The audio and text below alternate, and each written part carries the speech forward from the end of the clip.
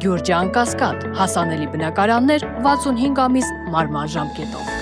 Բարև ձեզ հարգելի գործընկերներ, սկսենք կառավարության այսօրվա նիստի մայիսի 14-ի մեր աշխատանքները։ Նախ առաջարկում եմ հաստատել օրակարգը, կան առաջարկություններ հարցեր օրակարգի հետ կապված։ Եթե չկան, առաջարկում եմ քվեարկել, ովքեր են դեմ չկա, օրակարգը հաստատեցինք։ Առաջարկում եմ քվեարկել չզեկուցվող հարցերի փաթեթի որոշումները, կան հարցեր առաջարկություններ, համեցեք պարոն Խաչատրյան։ Շնորհակալություն պարոն Գրիգորյան, օրակարգի 33-րդ հարցի հետ կապված կա թվի ճշգրտման կարիք, ես խնդրում եմ մինչև ստորագրման ներկայացնել այդ թիվը ճշգրտենք, նոր ներկայացնենք ստորագրման։ Շատ լավ։ Այլ հարցեր առաջարկություններ, հարգելի գործընկերներ, չկան, դնում եմ քվեարկության, ովքեր են դեմ չկա, չզեկուցվող հարցերի փաթեթի որոշումները ընդունվեցին։ Անցնենք զեկուցվող հարցերին։ Հարց համար 34, Տիկին Անդրեասյան, համեցեք։ Շնորհակալություն հարգելի պարոն Գրիգորյան, հարգելի գործընկերներ, ներկայացնում եմ մի շատ կարևոր նախագիծ իրականացնելու վերաբերյալ կառավարության որոշման նախագիծը, որով նախատեսվում է, որ պատանի երաժիշտների դասական Եվրատեսիլ 22-րդ մրցույթը կանցկացվի Հայաստանում հունիսի 6-ին։ Եվ սա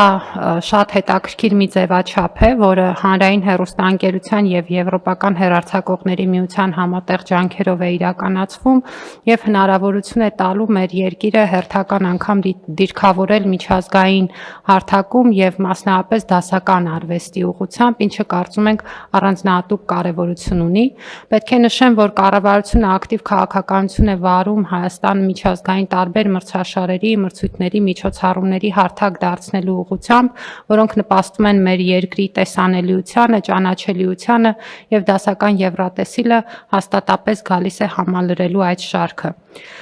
Ինչ վերաբերում է բուն մրցույթին, ապա ինչպես նշեցի, այն կանցկացվի այս տարի հունիսի 6-ին, պետք է ասեմ, որ օրն էլ խորհրդանշական է, որովհետև ըստ էության մենք խոսում ենք աշխարհահռչակ հայ կոմպոզիտոր Արամ Խաչատրյանի ծննդյան օրվա մասին, եւ այդ օրը դասական արվեստի միջոցով եւս մեկ անգամ կընդգծվեն մեծանուն կոմպոզիտորի անվան եւ ստեղծագործական հարուստ ժառանգության արժեքն ու նշանակությունը։ Պատահական չի նաեւ, որ մրցույթը անցկացվելու է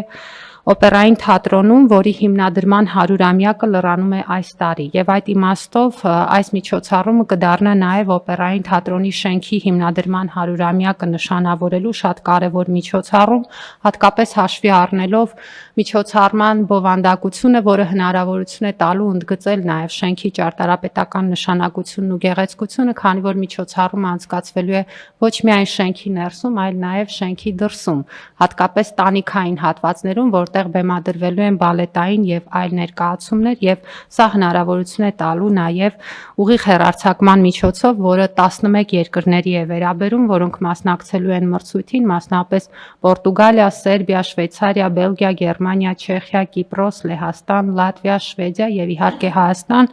ըստ էության մեծ տեսանելիություն է ապահովելու այս բոլոր առումներով մեր երկրի համար։ Միջոցառման ընթացքում կազմակերպվելու են նաև մի շարք միջոցառումներ հյուրերի համար եւ սա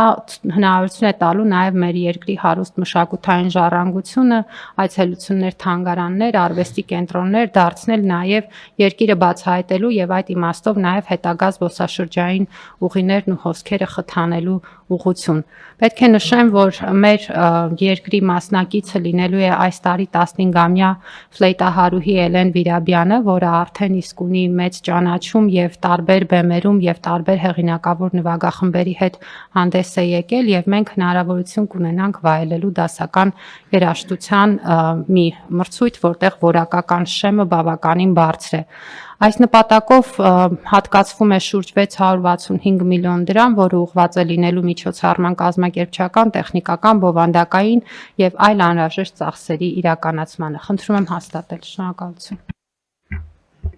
Շնորհակալություն Տիկին Անդրեասյան։ Յուրաքանչյուր երկրից մեկ մասնակից է լինելու, հա։ Այո։ Իսկ տոմսերը վաճառվելու են։ Այո, բնականաբար մենք մշակութային մեր բոլոր միջոցառումների ժամանակ, ինչպես նաև սպորտային, դա կանոն ենք դարձրել, որպեսզի տոմսերի վաճառքը ունենա առանձնահատուկ տեղ եւ դրանով իսկ նաև խթանենք տնտեսականացումը ոլորտի։ Իսկ հիմա ես ճիշտ եմ հասկանում, որ ողջամիտ մատչելի գներա լինելու հաշվի առնելով, որ մենք մասնակցում ենք պետական միջոցներին։ Բնականաբար, պարոն Գրիգորյան, ամբողջ տրամաբանությունը այնպեսին է, որպեսզի հասանելիությունը ապահովված լինի ցանկացողների համար, իհարկե պետք է հաշվի առնել, որ դահլիճի հնարավորությունները սահմանափակ են եւ մեր քաղաքացիները հնարավորություն կունենան նաեւ ուղիղ հեռարձակման հանրային հեռուստաընկերության հետեւել մրցույթին եւ վստահաբար մեծ դիտելիություն կունենա։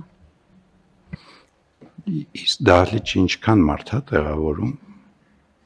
Շուրջ 1200։ Բայց ասում ավելի մեծ պահանջարկ կլինի։ Տոմսերի վաճառքը ո՞նց են կազմակերպելու։ Բուն կազմակերպիչը հանրային հեռուստաընկերությունն է եւ արդեն բոլոր տեխնիկական մանրամասները իրենք էլ կներկայացնեն առաջիկա օրերին, այս որոշման նախագծի հաստատումից հետո արդեն բավարար ժամանակ կա իրազեկելու մարդկանց, նաեւ տոմսերի վաճառքի հարթակների մասին պարոն Գրիգորյան այդ տեղեկատվությունը պատշաճ կտրվի, բայց կարծում եմ, որ նախատեսված է նաեւ որպեսզի համերգը հեռարձակվի նաեւ դրսում տեղադրված էկրանների միջոցով, ինչը նշանակում է, որ ոչ միայն դահլիճում գտնվող քաղաքացիները, այլ նաև օրինակ հրապարակում գտնվող քաղաքացիները կունենան հնարավորություն մասնակիցը լինել։ Շատ լավ, Տիկին Անդրեասյան, ուղղակի նենց անենք, որ արհեստական միջնորդներ չհայտնվեն, էլ այդ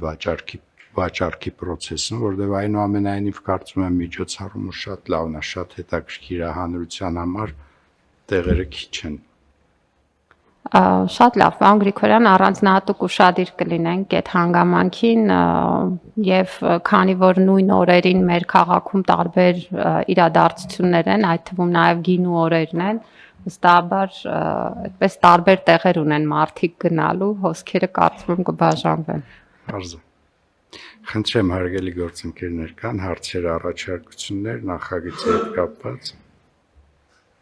Եթե չկան, առաջարկում եմ ընդունել որոշումը, ովքեր են դեմ չկա, որոշումը ընդունվեց։